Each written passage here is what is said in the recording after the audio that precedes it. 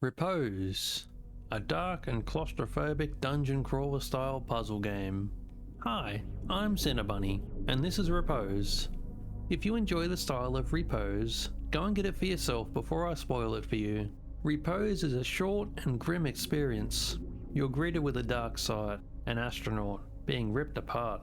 Wandering around, you're faced with a monster. It raises its shotgun.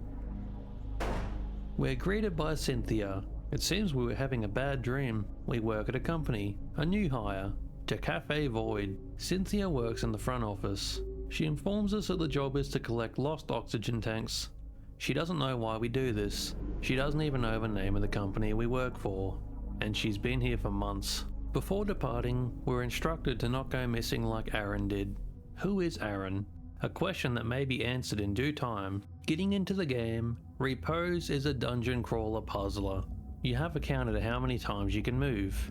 If the counter drops to 0, you die and reset at your bed. If a monster slays you, you also reset in your bed. This is where the puzzle aspect comes in. The bed is the save point.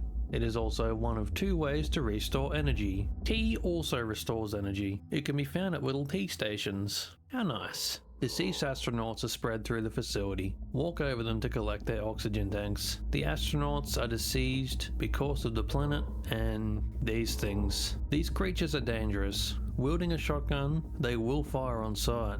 You have to be faster. The shotgun grunt gives a brief period to respond. With the axe equipped, you can close the distance and slay the beast. I feel like these creatures might be possessed astronauts who were unlucky enough to be brought back from the embrace of death. At some point, Aaron will talk to us. He may only talk whilst we dream. During checkpoints when we encounter a bed, Aaron gives hints on progression, and at the same time, he will hint towards the story. Further in, we meet with a man named Joseph. He tells us the featureless maze is behind him. Those who enter never return. But something really special is in there. Aaron might be in there as well.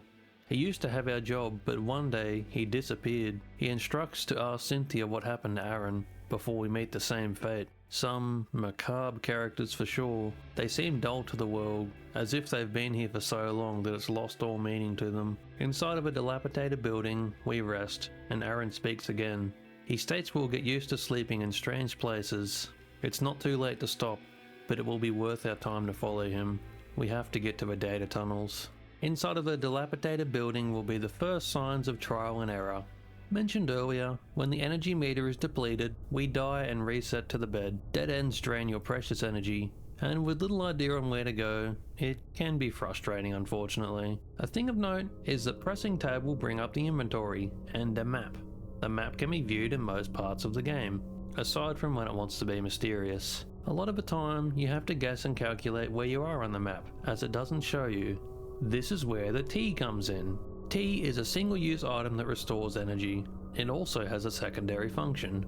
Drinking the tea will reveal your location on the map.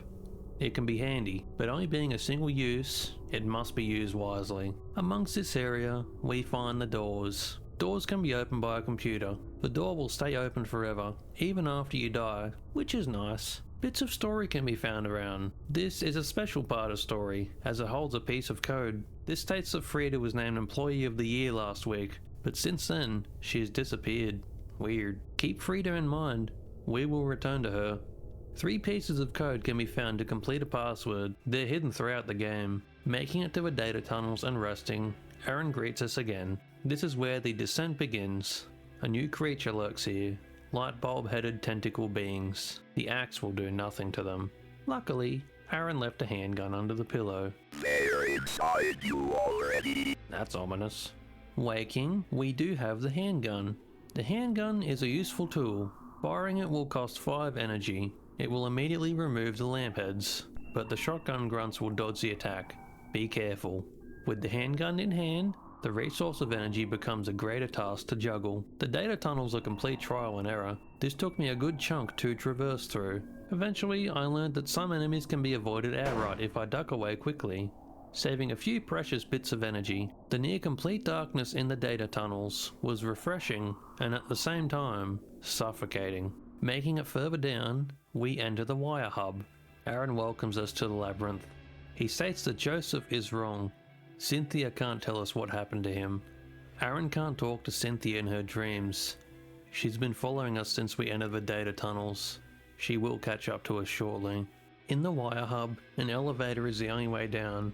Accessing the elevator is the hard part. It's locked behind a barrier that we must get access to first. The labyrinth of the wire hub is awful. Dark winding tunnels lead the way to computers to unlock doors. This cheeky computer is actually a mimic. If you fall for it, it will kill you. Shoot it and you unlock the way. A story log is found here. It states that the wire hub is the heart of the facility, yet it's filled with disorganized data that the company doesn't use. Taking the elevator down leads to the wire hub overview. It seems to span on for miles, or at least as far as visible. Finding another elevator leads down into the abyss. Our dreams are intruded by the employee of the year, seeming to be a glitched human, Frida. Her domain, the dead internet. The domain is haunted by apparitions, wrong turns, and streams of lightning. The apparitions drain 10 energy if you walk into them. They can be shot, however. The trial and error aspect kicks in full force here. The lightning adds an error difficulty, as it inflicts energy drain. This will consume double energy for every move. Yes, it can stack. Overcoming the trials and artificial difficulty brings us further. Cynthia is found lying on the floor. She forwarded us to the dead internet, asking if Aaron is guiding us. Cynthia can't decipher his messages in her dreams. She informs us the astronauts we loot have come from Earth, which means we aren't on Earth. Cynthia hasn't been paid since she started working here months ago. Aaron interrupts. This may have been a dream as well. He informs us that nothing on level 5 is real. Finally, Aaron is revealed. The man cloaked in darkness shows his face.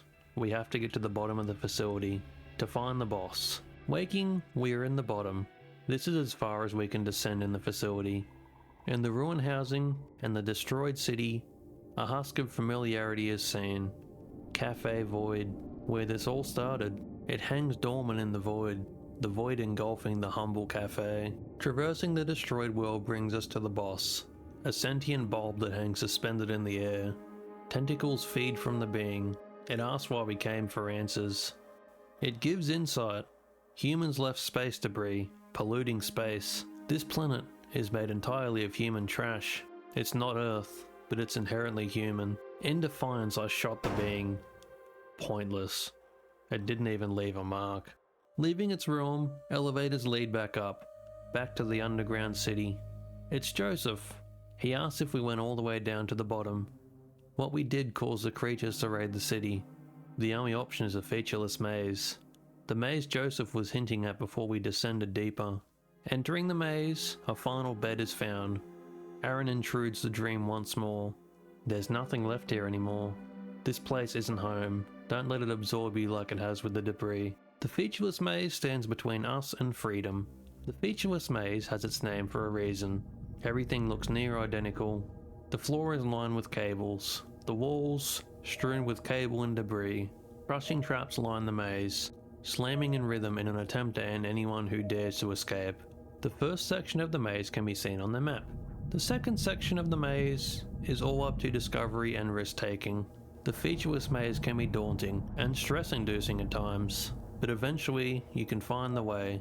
We find Aaron's corpse near the end of the maze, slumped against the wall. He left a note. The note gives a piece of the password and his final message. Slinking past him, we can make it out and escape.